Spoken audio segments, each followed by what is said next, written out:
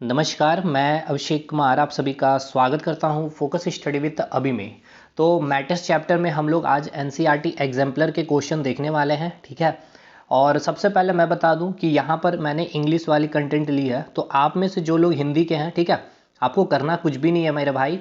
आप Telegram group को join कर लें, ठीक है, लिंक मिल जाएगा डिस्क्रिप्शन बॉक्स में, या फिर सर्च भी कर सकते हैं फोकस स्टडी विद अभी स्मॉल लेटर में। आप ज्वाइन कर लीजिएगा, वहाँ पे हिंदी पीडीएफ आपको अवेलेबल करवा दी गई है।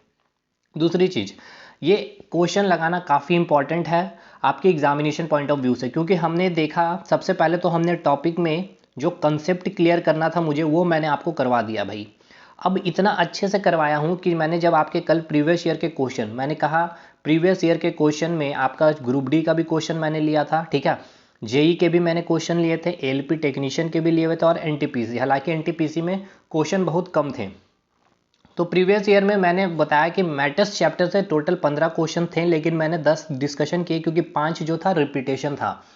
अब देखिए 10 जो सवाल थे, 10 में से एटलीस्ट 7 से 8 सवाल आपको जो था स्टेटमेंट बेस्ड थे क्वेश्चन। मतलब कि अगर आपको नॉलेज है मैटर्स में अगर आप पार्टिकल को जान रहे हो, उनके इंटर कन्वर्जन को आप समझे हैं, तो वो सवाल आपके बन रहे थे। अब जैसे एवापोरेशन में हमने डिस्कशन किया था जितने भी फैक्टर अफेक्टिंग थे, ठीक है, आपने देखा ह्यूमिडिटी का कैसा सवाल। लेकिन यही चीज़ अगर इतने डिटेल में कंसेप्ट अगर क्लियर नहीं करके गया हूँ और यही सवाल आपको देखने को मिलता है, तो पेपर में तो हमें लगता है कि पेपर टफ बना दिया गया। हालांकि पेपर को आप बोल सकते हो टफ, लेकिन कब, जब आपने कंसेप्ट क्लियर नहीं किया है। तो देखिए आज हमने एग्जाम्पलर की क्वेश्चन डिस्कशन करनी है, और जब आपने अभी 5 क्लास अगर अटेंड किया है, तो फिर ये सवाल मतलब आपको इतने आसान लगेंगे, या फिर रेगुलर अगर 5 दिन से अगर कंटिन्यू होंगे इस चैनल पे, तो मैं यकीन दिला रहा हूँ ये सारे क्वेश्चन आप ईजी वे में बना करके चले जाएंगे, ठीक है। तो चलिए हम लोग आज की क्लास स्टार्ट करते हैं। अगर मेरी मेहनत आप लोगों को अच्छी लग रही है, to the point, exam oriented, आपके सक्सेस में अगर सफलता दिला रही है, तो भाई एक लाइक तो बनता है, ठीक है। मैं उम्मीद करता हूँ इस वीडियो में एटलीस्ट कम से कम 30 लाइक आपका होना चाहिए। आई होप सो आप इस टारगेट को अचीव करवाने में मेरा हेल्प करेंगे, ठीक है। तो चलिए मैं आपकी जिस तरह से हेल्प कर रहा हूँ आप हमारा भी हेल्प करेंगे। तो पहला सवाल लेते हैं। पहला सवाल जो पूछा गया है, अच्छा जितनी भी मतलब मैंने अभी तक क्लास ली उसकी प्लेलिस्ट आपको मिल जाएगी केमिस्ट्री के नाम से, ठीक है, केमिस्ट्री प्लेलिस्ट के नाम से मैंने डिस्क्रिप्शन बॉक्स में लिंक दे दिया है, या फिर चैनल में भी जाएंगे तो आपको आरआरबी एलपी टेक्नीशियन के नाम से भी प्लेलिस्ट मिल जाएगी, ठीक है। सारी दिक्कतें आपको वहाँ पर सॉल्व मिल जाएगी होते हुए। पहला सवाल जो है आपका, देखिए पहला सवाल जो पूछा गया है, विच one of the flowing set of phenomena would increase on raising the temperature. Hindi वाले बिल्कुल नहीं परेशान होना, मैं आपके साथ हूँ। सवाल में ये बोला गया है हिंदी में कि इनमें से जो भी आपका फेनोमेना यहाँ पर जो दिया गया हुआ, ठीक है, कौन जो होगा इंक्रीज होगा on raising the temperature, temperature को इंक्रीज करने से इनमें से कौन सा फेनोमेना क्या होगा, वो भी इंक्रीज होगा। तो पहला जो आपका जो ऑप्शन है, diffusion, evaporation, compression of gases, ठीक है। तो चलिए एक एक करके हम इस पे डिस्कशन कर लेते हैं। सबसे पहले डिफ्यूजन। डिफ्यूजन को हिंदी में हमने कहा था विसरण। डिफ्यूजन होता क्या है, हमने क्या समझा था, इंटरमिक्सिंग, ठीक है, इंटरमिक्सिंग। जब दो मैटर्स, ठीक है, क्या हो जाता है, इंटरमिक्स हो जाते हैं। अब दो मैटर को मैंने क्या बोला था आपको, समझाया था एग्जाम्पल लेकर के, ठीक है। सबसे पहले हमने एग्जाम्पल क्या लिए थे कि एक पानी का, ठीक है, कंटेनर था जिसमें वाटर लिक्विड थे प्रेजेंट, और हमने 2-3 ड्रॉप क्या क्या था, ब्लू इंक या फिर कोई भी कलर का इंक आपने जब इसमें गिराया, ठीक है, जब आप इसमें ड्रॉप आउट किया तो आपने क्या देखा कि जो पानी कुछ देर के बाद 2 से 3 मिनट के बाद आपने देखा कि ये पानी में जो था, ये 2 से 3 ड्रॉप का जो ब्लू इंक था वो पूरी की पूरी कंप्लीटली इसमें क्या हो गई, मिक्स हो गई थी, मतलब इंटरमिक्सिंग आपको देखने को मिली, ठीक है। यही प्रोसेस आपका होता है डिफ्यूजन में। लेकिन मैंने एक और एग्जांपल दिया था, सॉलिड का एक आपने वुड लकड़ी लिया है और एक सॉलिड का आपने एक रड का छड़ रखा है, ठीक है। अब जब आप क्या दोनों का जब सामने रखते हो, पास में रखते हो या एक दूसरे के ऊपर रखते हो, तो क्या ये आपस में इंटरमिक्सिंग होते हुए दिखाई पड़ते हैं, नहीं। मतलब यहाँ पर डिफ्यूजन नहीं हो रहा है कि हाँ सॉलिड में, लिक्विड में डिफ्यूजन हो रहा है। अब चलते हैं गैस में। देखिए गैस में अगर आप बात कर रहे हैं इंटरमिक्सिंग, अच्छा इंटरमिक्सिंग में हो क्या रहा है, हो क्या रहा था कि जो यहाँ पानी था आपका, ठीक है, पानी क्या है, लिक्विड फॉर्म में, लिक्विड क्या है आपका, एक स्टेट है मैटर का, लिक्विड स्टेट है मैटर का, तो matter is made up of particle. चलिए सर यहाँ तक हम पहुँच गए हैं पार्टिकल में, यानी कि यहाँ पर जो लिक्विड है ये मैटर के फॉर्म में होंगे। आपने जो ड्रॉपलेट लिया वो भी लिक्विड फॉर्म में हुआ, वो भी क्या है, मैटर है। मैटर क्या है, मतलब matter is made up of particles, ठीक है। तो ये पार्टिकल यानी कि जो ड्रॉपलेट आपने गिराया है, अब हमने पार्टिकल के कैरेक्टरिस्टिक क्या पढ़े थे, पार्टिकल इज रेंडमली क्या होते हैं, वो मूव कर रहे होते हैं, ठीक है। अब मूवमेंट होने के कारण सेकेंड थिंग्स, ये जो पार्टिकल होते हैं इसमें क्या होते हैं, बीच में कुछ स्पेस प्रेजेंट होते हैं, ठीक है। अब ये स्पेस प्रेजेंट होने के कारण और सबसे इंपॉर्टेंट चीज इनके मूवमेंट के कारण क्या हुआ, ये पार्टिकल जब ही लिक्विड के मैटर पार्टिकल के साथ कांटेक्ट आए तो दोनों में क्या हुआ, कॉलिजन होगा, ठीक है। और दोनों के कॉलिजन के बाद इनके दोनों में क्या है, अपने पास पार्टिकल के पास क्या है, कुछ काइनेटिक एनर्जी है, ठीक है, लिक्विड पार्टिकल के पास। अब ये दोनों क्या होंगे, इस काइनेटिक एनर्जी ये दोनों होने के पार्टिकल के पास होने के पास इनमें क्या होगी, मूवमेंट होगी। मूवमेंट होने के बाद वो इजीली, आपने कुछ भी चम्मच लेकर पानी को हिलाया नहीं लेकिन फिर भी कलर पूरी तरह से मिक्स होते हुए दिखाई पड़ी, कैसे, due to movement of particles, समझे। अब मैं यहां पर इतना क्यों समझाया, मैं यहां आपसे ये सवाल पूछना चाह रहा हूं या फिर आगे आपको देखने को मिलेगा कि डिफ्यूजन सबसे ज्यादा किस में देखने को मिलेगा, सॉलिड में, लिक्विड में या गैस में। सर सॉलिड में तो पॉसिबल नहीं है, लिक्विड में पॉसिबल है, गैस में भी पॉसिबल है। अब सबसे ज्यादा किस में होगा, लिक्विड या गैस में। तो चलिए देखते हैं इस सवाल का जवाब। देखिए लिक्विड में जो पार्टिकल थे, ठीक है, इनके बीच जो स्पेस है या फिर इनकी जो काइनेटिक एनर्जी है, और ये गैस के जो पार्टिकल है इनके बीच जो स्पेस है और जो इनकी काइनेटिक एनर्जी, कंपैरेटिवली अगर हम बात कर ले विथ लिक्विड, तो सबसे ज़्यादा स्पेस और काइनेटिक एनर्जी किसके पास होगी, तो आप सभी को पता है गैस के पास होगी, ठीक है, गैस के पार्टिकल के पास होगी। अब आइए, अगर यहाँ स्पेस ज़्यादा है, आपने क्या किया है कुछ गैस लाई है, ठीक है, आपने गैस लाए हो, यहाँ भी गैस का कुछ पार्टिकल, ये कार्बन डाइऑक्साइड गैस है, ये ऑक्सीजन गैस है, दोनों गैस है। तो अब मुझे ये बताइए, और यहाँ पे वाटर ड्रॉपलेट है, ठीक है, और ये मतलब कि कोई भी इंक, ब्लू इंक है या ग्रीन इंक आपने यहाँ पे डिप आउट किया है इस लिक्विड पे, तो यहाँ पर भी इंटरमिक्सिंग देखने को मिलेगा। और ये गैस ऑक्सीजन और कार्बन डाइऑक्साइड में भी क्या होगा, इंटरमिक्सिंग। लेकिन सबसे ज्यादा इंटरमिक्सिंग कहाँ देखने को मिलेगा, जैसे कि अभी आपने, ठीक है, आपके रूम में कोई परफ्यूम, ठीक है, आपने परफ्यूम को छिड़क, कोई भी आपके रूम में थे जिसने परफ्यूम को ऑन मतलब कि परफ्यूम को ये क्या प्रेस आउट किया, और आप जैसे ही रूम में इन करते हो, आप रूम में इन करते ही साथ क्या पाते हो कि आपको कुछ परफ्यूम के फ्रेगमेंट जो होते हैं आपको सेंट के फॉर्म में आपको मिल जाते हैं। सोचिए, कहने का मतलब ये है कि यहाँ पर जो परफ्यूम भी किस फॉर्म में थे, गैस के फॉर्म में थे, वेपर के फॉर्म में थे। गैस वेपर एक स्टेट है मैटर का, वो भी सॉलिड छोटे छोटे पार्टिकल से बने हुए थे। और यहाँ आपके रूम में क्या प्रेजेंट था, एयर भी क्या है आपका, गैस, एयर क्या है आपका, मैटर है, ठीक है। अब मैटर है, इट मीन्स ये भी छोटे छोटे पार्टिकल से बने होंगे। तो वो जो परफ्यूम का, ठीक है, पार्टिकल्स और ये जो गैस के पार्टिकल इतने फास्ट वे में क्या हुए, इंटरमिक्स हो गए और पूरे रूम में स्प्रेड आउट हो जाए, जिससे कि आप रूम इंटर करते साथ ही आपको वो स्मेल या फिर वो सेंट आपको सूंघने को मिल जाते हैं। सेम किचन में खाना बन रहा वो भी आपको सूंघने को मिली है, क्या है, डिफ्यूजन प्रोसेस ही तो है। तो सबसे फास्ट प्रोसेस, अब बताइए, अगर आपने लिक्विड में ऐसा देखने को मिलेगा, इतना फास्ट प्रोसेस लिक्विड में नहीं होता, ठीक है, जो भी आपने डीप आउट किया था कलर, लेकिन गैस में इतना फास्ट और इतना अधिक वॉल्यूम में अब वो मतलब उसका अब डिफ्यूजन देखने को मिल सकता है। कहने का मतलब ये है कि सबसे ज्यादा इंटरमिक्सिंग गैस में होगा, ठीक है। तो डिफ्यूजन, अच्छा अब हमें ये देखना है कि ये जो सवाल है आपका, मैंने तो डिफ्यूजन अभी समझाया आपको। अब यहाँ सवाल आपसे पूछा गया ऑन रेजिंग द टेम्परेचर, ठीक है, increasing on raising the temperature. अगर आप टेम्परेचर को रेज करेंगे तो क्या डिफ्यूजन भी इंक्रीज करेगा, ठीक है। यहाँ पूछा गया phenomena would increase on raising the temperature. Temperature increase कर रहे हैं यानी कि पार्टिकल्स जो होंगे वो क्या होंगे, उनमें काइनेटिक एनर्जी आएगी, काइनेटिक एनर्जी आएगी तो वो उनकी मूवमेंट भी इंक्रीज हो जाएगी और इंटरमिक्सिंग और फास्ट हो जाएगा। मतलब बिल्कुल सही है, डिफ्यूजन भी इंक्रीज करेगा with increase of temperature. Evaporation हमने देखा है, तो with increase temperature evaporation, rate of evaporation is also increases, ठीक है, ये भी हमने देखा है। नेक्स्ट कंप्रेशन ऑफ गैस है। अब देखिए कंप्रेशन ऑफ गैस क्या हो रहा है, कंप्रेस हो रही है। अगर आपने टेम्परेचर इंक्रीज कर दिया तो जो पार्टिकल्स होंगे वो कंप्रेस ना होकर वो क्या होंगे, एक्सपेंड होंगे, एक्सपेंशन होगा वहां पे, यानी कि कंप्रेशन ऑफ गैस तो होगा नहीं भाई, यानी पहला ऑप्शन गलत हो गया। दूसरा ऑप्शन की बात कर ले, एवोपरेशन इंक्रीज होगा विथ इंक्रीज ऑफ टेम्परेचर, ये तो बिल्कुल सही है। कंप्रेशन गैस ये तो नहीं हो सकता, यहीं पे गलत। सॉल्युबिलिटी, तो बिल्कुल solubility also increases, solute and solvent में क्या होगा, और ज्यादा अच्छे से इंटरमिक्सिंग आपको देखने को मिलेगी जैसे कि गैस में, ठीक है, विथ इंक्रीज ऑफ टेम्परेचर।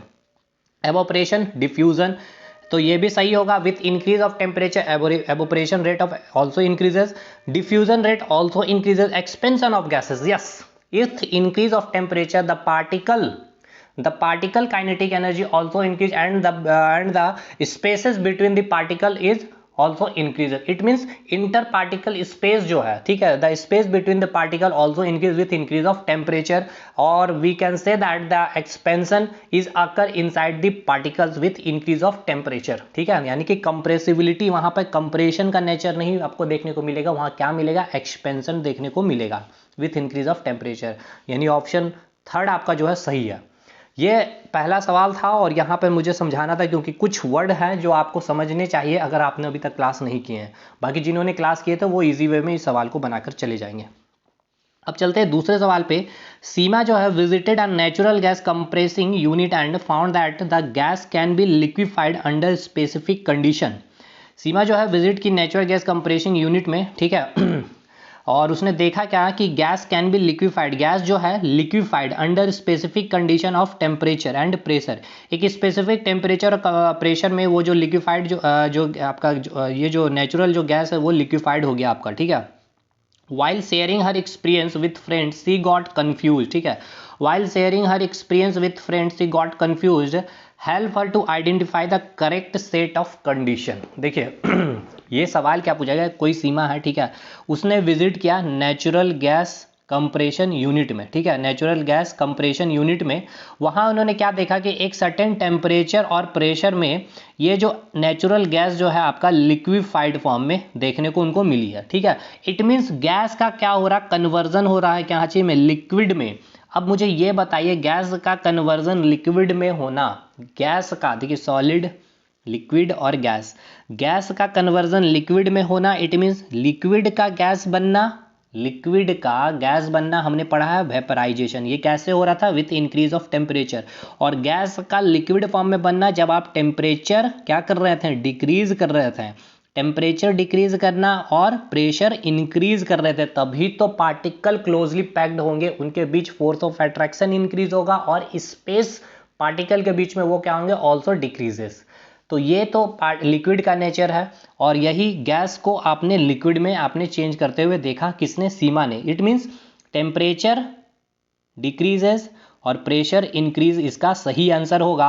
अब ये हम डिटेल में तो नहीं चलेंगे, ये हमने डिटेल बहुत अच्छे से पढ़ाया है जब हमने इंटर कन्वर्जन पढ़ा था, लिक्विड टू गैस वेपर में और गैस टू लिक्विड आपका हमने जो पढ़ा था ये इंटर कन्वर्जन में, ठीक है, वो हमने बहुत ही डिस्कशन अच्छे से किया हुआ, ठीक है। फ्रीजिंग ये आपका जो कन्वर्जन था, तो इसका आप देखेंगे टेम्परेचर लो होगा और प्रेशर हाई होगा। ऑप्शन नंबर सी इसका सही जवाब होगा।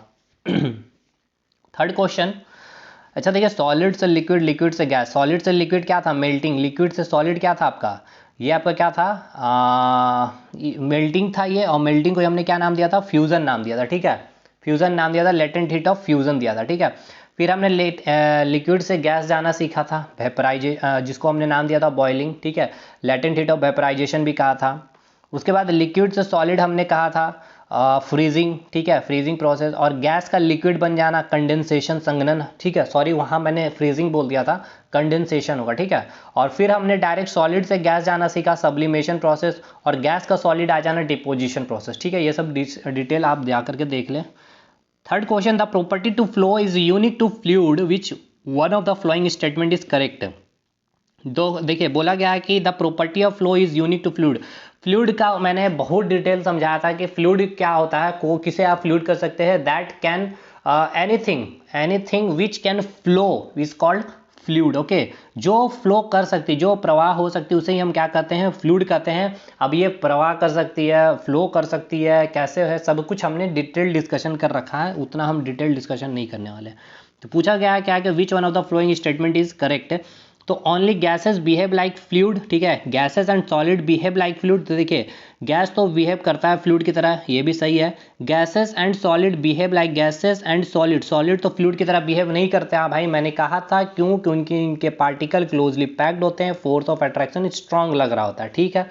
Third option, gases and liquid behave like fluid, तो ये आपका सही होगा सी ऑप्शन, क्योंकि गैस और लिक्विड दोनों जो होता है फ्लूइड की तरह बिहेव करता है। ओनली लिक्विड्स आर फ्लूइड, तो भाई गैस और लिक्विड दोनों आपका फ्लूइड है, ये हमने बताया था। क्योंकि सॉलिड में क्या नेचर हमको हमने आपको बताया था, रिजिडिटी का नेचर हमने बताया था, रिजिडिटी की प्रॉपर्टी बताई थी। But gas and liquid can flow, it means liquid and guys have the fluidity property, fluidity भी बोला जाता है या फ्लूइड प्रॉपर्टी भी कह सकते हैं आप इसे, ठीक है।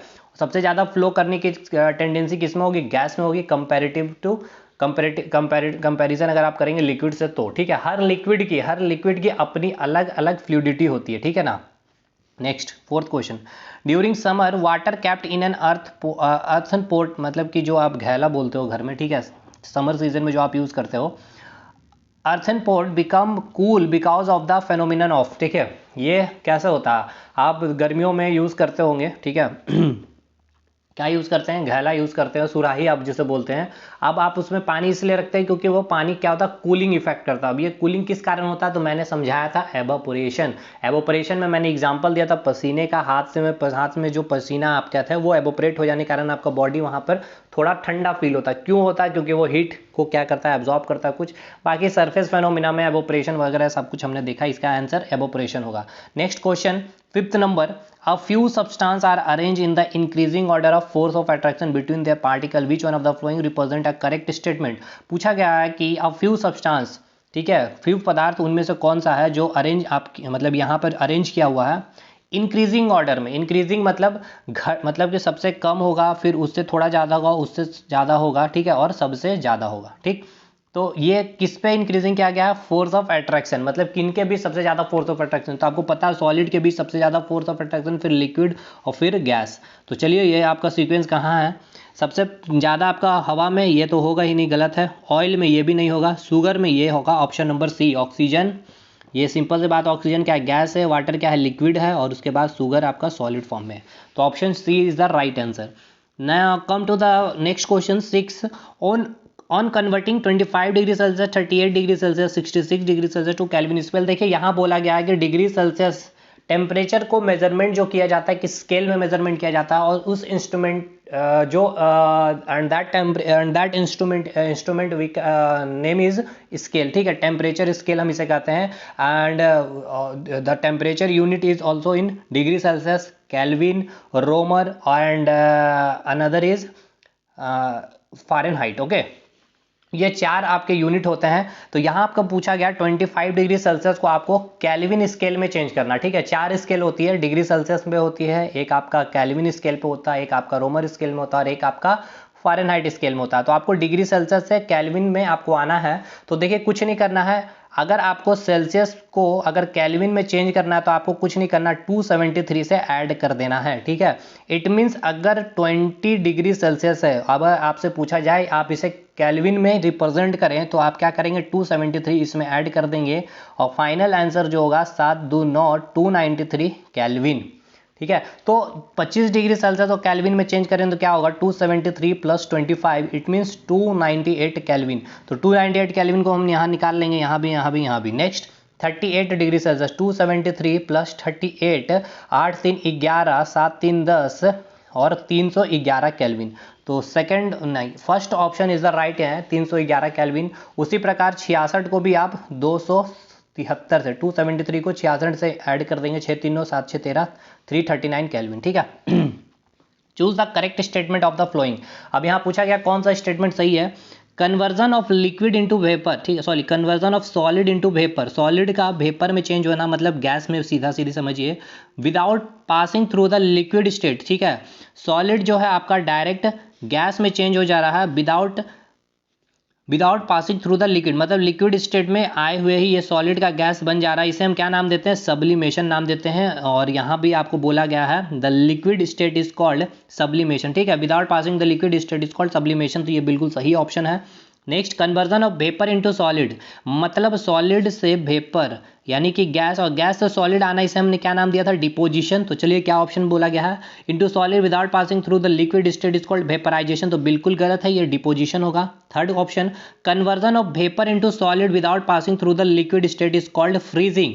भाई तो भाई ये भी गलत है, फ्रीजिंग क्या होता है, सॉलिड से लिक्विड, लिक्विड से सॉलिड जब आ रहा है तब उसे फ्रीजिंग कहते हैं, ठीक है। यहाँ बोला गया conversion of vapour into solid, ये वेपर का सॉलिड माना है, ये डिपोजिशन प्रोसेस होता है ना। अंत वाला जो ऑप्शन आपसे, जो अंत क्वेश्चन है आपका, ऑप्शन है sorry, conversion of solid into liquid is called sublimation, conversion of solid into liquid, इसे हम नाम दिए थे मेल्टिंग का, ये सब्लिमेशन नहीं होता है। तो option A is the right answer. Next 8 question पे हम आते हैं। 8वां सवाल जो आपका, the boiling point of diethyl ether acetone and n butyl alcohol are 35 degree Celsius 56 118 degree respective, which one of the flowing are correctly represent the flowing. देखिए मतलब वही चीज़ है, 35 को आपको डिग्री सेल्सियस को केल्विन में चेंज करना है, 56 को भी केल्विन में, 118 को भी केल्विन में। तो 35 को हम एक करके दिखा दे रहे, 273 में ऐड कर देंगे बस, तो ये हो जाएगा 8 7 3 10 308 केल्विन। चलिए ऑप्शन बी और सी में आप चेक कर लेंगे, बाकी इन दोनों को भी, ठीक है। Which condition out of the flowing will increase the evaporation of water. देखिए पूछा गया कि इनमें से कौन सा जो है condition will increase the evaporation of water. आप इनमें से क्या इंक्रीज करेंगे तो आपका एवोपरेशन ऑल्सो इंक्रीज होगा। तो हमने 4 फैक्टर देखा था, एक तो सरफेस टेम्परेचर, उसके बाद हमने और भी ह्यूमिडिटी की बात की थी और विंड की बात की थी। चलिए देखते क्या क्या। इंक्रीज इन द टेम्परेचर, बिल्कुल इंक्रीज करेंगे temperature, evaporation of water also increases, बिल्कुल सही है। डिक्रीज इन टेम्परेचर गलत है। लेस एक्सपोज सरफेस एरिया, हमें सरफेस एरिया इंक्रीज करनी थी, कपड़ा वाला एग्जांपल। और नेक्स्ट एडिंग कॉमन सॉल्ट, देखिए कुछ भी अगर इम्प्योरिटी ऐड कर रहे हैं, मान लेते हैं भाई यहाँ पर एवोपरेशन हो रहा है इस वाटर में, ठीक है, इस वाटर के पार्टिकल में 100 है, आपने कुछ सॉल्ट डाल दिया, इम्प्योरिटी ऐड कर दिया, 20 पार्टिकल एक्स्ट्रा हो गया, 120 पार्टिकल को अब एवोपरेट होना है, यानी टाइम ज़्यादा लगेगा, यानी एवोपरेशन रेट डिक्रीज हो जाएगा। Option number A is the right answer. Next question number 10, in which of the flowing condition the distance between the molecules of hydrogen gas would increase. मतलब ये कि इनमें से कौन सा कंडीशन है जो बता रहा है जो डिस्टेंस है between the molecules of the hydrogen gas, hydrogen gas जो है आपका, वहाँ जो उनके पार्टिकल के बीच जो डिस्टेंस है वो इंक्रीज होगा, इनमें से कौन सा कंडीशन है, ठीक है भाई, इनमें से कौन सा कंडीशन है वो इंक्रीज कराएगा। तो चलिए पहला ऑप्शन जो आपका इंक्रीजिंग प्रेशर, देखिए पहला ऑप्शन क्या है, increasing pressure on hydrogen content in a close container. मतलब अगर आपने जो कंटेनर है, ठीक है, इंक्रीजिंग प्रेशर को इंक्रीज कर दिया गया on hydrogen content in a close container. Second जो दिया गया है सम हाइड्रोजन क्या, अच्छा एक चीज़ बताइए, मॉलिक्यूल्स ऑफ हाइड्रोजन गैस इनकी, देखिए क्वेश्चन क्या है इसको समझिए, ये आपका कोई कंटेनर है, ठीक है, इसमें आपका हाइड्रोजन गैस, ठीक है, हाइड्रोजन गैस यानी कि ये क्या है आपका पार्टिकल्स होंगे। पूछा गया कि इनमें से क्या कंडीशन ऐसा है जो इनके बीच जो स्पेस होगा वो इंक्रीज हो जाएगा, ठीक है।